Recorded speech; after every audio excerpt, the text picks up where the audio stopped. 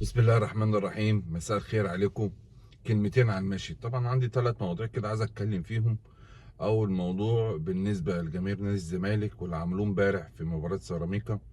وتاني موضوع موضوع مدير الكوره بالنسبه لل للنادي الاهلي واختيار مدير الكوره.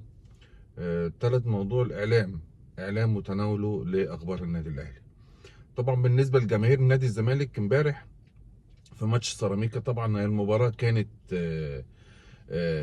يعني كانت المفروض النتيجة تخلص مثلا 3-1 أو 4-2 لنادي سيراميكا. امبارح نادي سيراميكا فعلا من الفرق القوية واللي تحترم في الدوري المصري.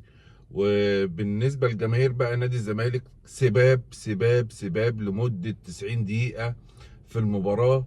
لمدة 90 دقيقة عمالين يسبوا في الخطيب ويسبوا في عاشور ويسبوا في إمام ويسبوا في لعيبة النادي الأهلي. أنا عندي سؤال بس، هي فين الإدارة القانونية في النادي الأهلي تتخذ الإجراءات؟ فين اتحاد الكورة؟ فين الحكم هل كتب في التقرير بتاعه السباب اللي حصل من جماهير نادي الزمالك؟ واحنا امتى هنفضل ننزل المستوى ده؟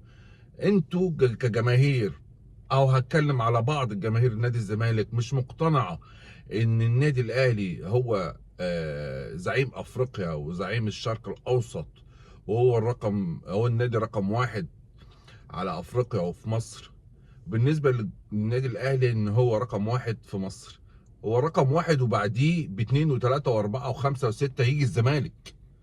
وكمان الفتره اللي فاتت دي كمان هو مبقاش رقم 7، ده بقى رقم 8 و9 و10، ان في بيراميدز دخل على الخط وبيسحب البساط من النادي الزمالك.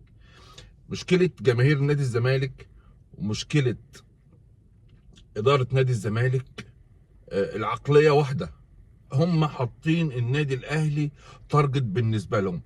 انا لما اكتب تويته، انا لما اطلع احفل على النادي الاهلي او جماهير النادي الاهلي، يبقى انا خدت بطوله. انا لما اخد لعيب من النادي الاهلي يبقى انا خدت بطوله. هي دي مشكلتكم، انتم مش عارفين تديروا النادي. هو مفروض ان هو من الانديه الكبيره في مصر وفي افريقيا، بس ده كان زمان.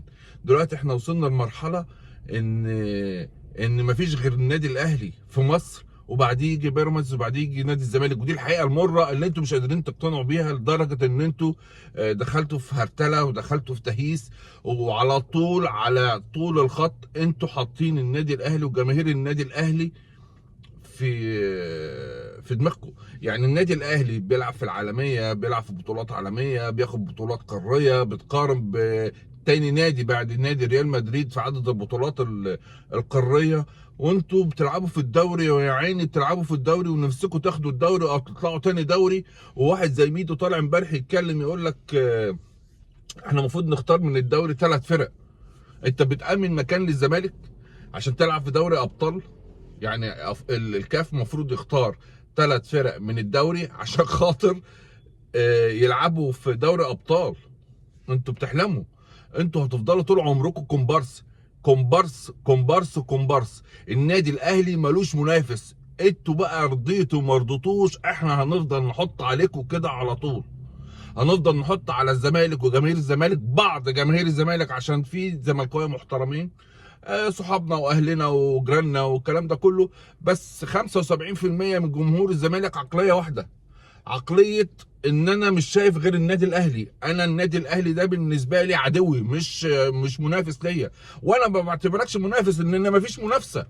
يعني انا لما بتيجي ماتشات الاهلي والزمالك واشوف الضجه ويقول لك الديربي الافريقي والديربي العربي هو مفيش ديربي اساسا. الديربي ده لما تكون انت منافس، انت خصم زيك زي اي فرقه، زيك زي الاسماعيلي، زيك زي المصري، زيك زي سيراميكا. وبالعكس، يعني احنا في فتره السنتين اللي فاتوا دلوقتي لا، في فرق تحترم، بتلعب وبتشتغل على نفسها وبتقوي من نفسها، وفرق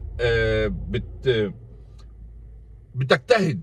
مش اللي هو البوم طخ البوم طخ البوم طخ البوم طخ، فاكرين نفسكم ان انتوا ياما هنا هناك مدرسه الفن والهندسه. انتوا ولا مدرسه ولا فن ولا جامعه ولا هندسه ولا حتى معهد صنايع. انتوا من الاخر شويه جماهير بعضها لا تستحق انها تبقى من مشجعين الكوره. مشجع الكوره ده لازم يكون، انا ما بقولكش ما تحفلش وما تضحكش وما تهرجش وما تنكشنيش وانكشك، بس تبقى انت عارف وضعك وعارف حدودك، عارف انت فين. اما انت طالع عمال بتسب في لعيبه وتسب في، طبعا الموضوع التاني اللي عايز اتكلم فيه طبعا موضوع مدير الكوره في النادي الاهلي. طبعا في تخبط او في عدم استقرار بالنسبه لمدير الكوره في النادي الاهلي. طبعا كنا سمعنا ارقام، سمعنا عن اسامي، كابتن وليد سليمان، كابتن علاء ميهوب، كابتن محمد يوسف، رجوع سيد عبد الحفيظ. طبعا وانا شايف ان من الافضل رجوع سيد عبد الحفيظ. طبعا سيد عبد الحفيظ من الناس اللي نجحت مع النادي الاهلي وناس مخلصه للنادي الاهلي. حتى بعد ما ساب النادي الاهلي هو عنده موقفه، بيتكلم عن النادي الاهلي كويس. كابتن سيد ما شفناش منه اي حاجه حتى بعد ما ساب، وكانت الطريقه اللي ساب بيها النادي الاهلي طبعا ما عجبتش اهلاويه كتير. وانا شايف ان هو افضل من يرشح ويرجع تاني يمسك مدير الكرة في النادي الاهلي. اللعيبه بتحبه، راجل متكلم، راجل عارف هو واجباته ايه، عارف يهندل الموضوع ما بين اللعيبه ما بين كولر. وطبعا هي المشكله مش عارف هل هي ما بين كولر و... وسيد عبد الحفيظ، ولا هي ما بين محمود الخطيب وسيد عبد الحفيظ، ما بين الخطيب وسيد عبد الحفيظ. فاحنا بندور على مصلحه النادي الاهلي، احنا ما يهمناش اشخاص دلوقتي، ولا يهمني كابتن محمود الخطيب، ولا يهمني كولر. انا كل اللي انا عايزه ان سيد عبد الحفيظ يرجع تاني مدير للكوره في النادي الاهلي. الموضوع ده لو ما كانش هيبقى في ناس مرشحه. طب انت الناس المرشحه اللي عندك ديت خبراتها ايه، الاكسبيرينس بتاعتها ايه؟ يعني مثلا عندك واحد زي كابتن علاء ميهوب، كابتن محمد يوسف، ناس اشتغلت مع الفيرست تيم، ناس حققت بطولات مع النادي الاهلي. هل هو هيوافق ان هو يجي يشتغل في مكان مثلا مدير كرة، او يشتغل في البوزيشن بتاع مدير الكرة؟ طيب ما هي دي المواضيع اللي لازم تتحل بسرعة. انت داخل دلوقتي فاضل لك دوري، فاضل لك كاس، فاضل لك دوري ابطال يعني. فاحنا جماهير النادي الاهلي الانتفاضة اللي عملتها الفترة اللي فاتت، او الزلزال اللي حصل الفترة اللي فاتت، ان سقف جماهير النادي الاهلي عليت. فلما السقف يعلى انت لازم تكون مواكب وعندك قرارات سريعة تتخذها في انك تخلص المواضيع اللي متعلقة ديت. المواضيع ما ينفعش تطول اكتر من كده. معلش كابتن محمد رمضان حاول ان هو يهندل الموضوع وينزل عقوبات ويعلن عن عقوبات، بس هي مش الفكره بس ان انت تبقى انت بتعاقب، لا، هي الفكره ان انت تبقى راجل مرن، عارف ازاي تتكلم مع اللعيبه، عارف ازاي الحاله المعنويه بتاعتها، عارف اللعيب اللي متضايق، عارف اللعيب متطلباته ايه، عارف اللعيب ده مفتاحه فين. ف انت كابتن محمد رمضان يمكن اتكلمت في الموضوع ده قبل كده، ان انت مش مؤهل للموضوع دوت يعني.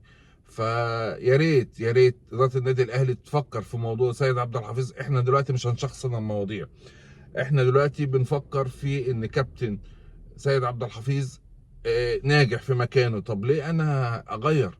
ليه انا اعمل الهزه دي في النادي الاهلي؟ هو من ساعه ما مشي سيد عبد الحفيظ والمشاكل كترت والاخبار بقت تتسرب، وطول عمرنا ما نسمعش عن المشاكل اللي بتحصل في غرفه الملابس. حتى لو ظهرت بتظهر في اطار معين وبتعدي.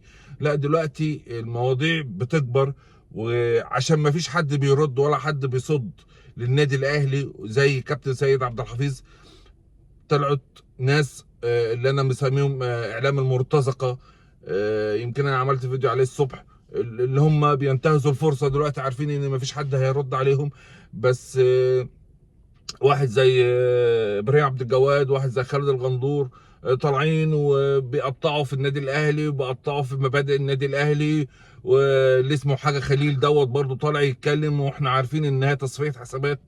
فالمواضيع بتكبر، المواضيع بتكبر. فاحنا عايزين يا ريت عودة سيد عبد الحفيظ للنادي الاهلي، ان هو دوت طوق النجاة، هو دوت الوحيد اللي مؤهل، هو ده الوحيد اللي في مكانه دوت يقدر يعمل كنترول على اوضه اللبس، يعرف يتكلم مع اللعيبه. وفي نفس الوقت برضو احنا محتاجين يعني الشناوي هو وربيعه، رامي ربيعه من كباتن الفريق، بس معرفش هم مش واخدين حقهم او عارفين يتعاملوا مع اللعيبه. ما هي سبحان الله بتبقى قدرات، يعني في واحد بيبقى ليدر على اللعيبه، بيعرف يتكلم معاهم، بيحبوه. بس انا مش شايف ده ولا في ربيعه ولا طبعا تركت الموضوع تاني يعني. بس انا جه على بالي دلوقتي وحبيت اللي انا اتكلم فيه، يعني ان برضو الشناوي وربيعه مش كباتن فريق، يعني ما تحسش ان هو حسام غالي مثلا، يعني فاهم. ف ان شاء الله باذن الله الفتره اللي جايه تكون احسن للنادي الاهلي. جماهير النادي الاهلي زعلت شويه، خلاص خلص الموضوع على كده، نقف جنب جمهورنا. طبعا كنت سامع ان الناس بتقول لك لا احنا مش هنروح الماتش بتاع بلوزداد، احنا زعلانين ولازم اللعيبه تعرف ان احنا زعلانين. فلا، انا عايز اقول ان احنا خلاص اللعيبه وصل لها والاداره وصل لها غضب جماهير او شعب النادي الاهلي من اللي حصل الفتره اللي فاتت. فاحنا جماهير لازم تقف جنب النادي الاهلي ولازم تحضر الماتش ده بكثافه، وان شاء الله يكون حليفنا الفوز باذن الله. والسلام عليكم ورحمه الله وبركاته.